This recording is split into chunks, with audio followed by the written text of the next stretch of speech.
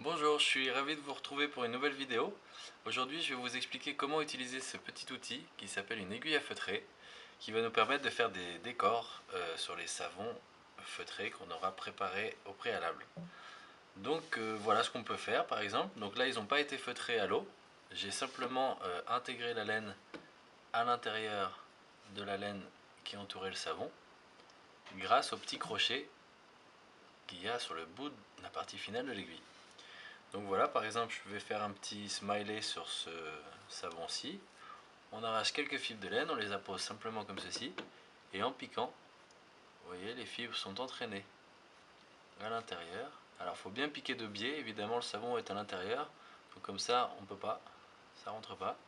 Il faut bien prendre le temps de passer dans la laine. Faire attention à ne pas ressortir, parce que si je ressors là-bas, je vais entraîner des fibres noires qui vont se voir ici. Donc je pique un petit peu, comme ça, par-ci par-là.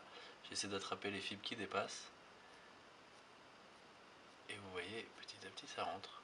Les plus grosses fibres, on peut les enlever si ça nous gêne.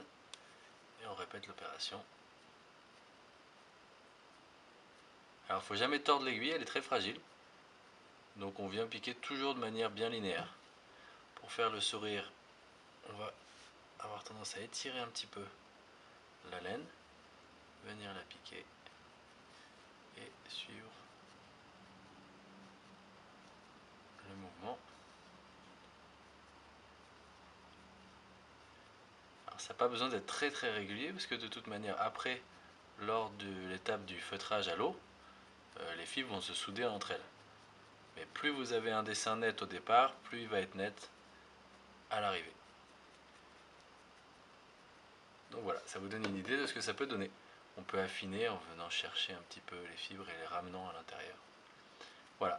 Donc ensuite, ce que vous avez besoin de savoir aussi, c'est que quand vous allez feutrer la laine, le dessin peut bouger. Vous voyez, la laine bouge. Donc si je passe sous l'eau et je tourne dans ce sens-ci, au bout d'un moment, mon visage va se retrouver là.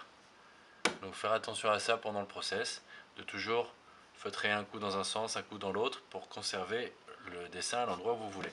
A l'inverse, ici par exemple, mon yin-yang est un petit peu haut. Quand je le feutrerai, je ferai bien attention à le garder à l'endroit où je veux, au centre. Voilà, j'espère que cette vidéo vous a plu. J'en ferai bientôt une sûrement pour vous montrer comment faire ce genre de petits personnages, coccinelles ou autres. Il y a plein de choses à faire avec la laine.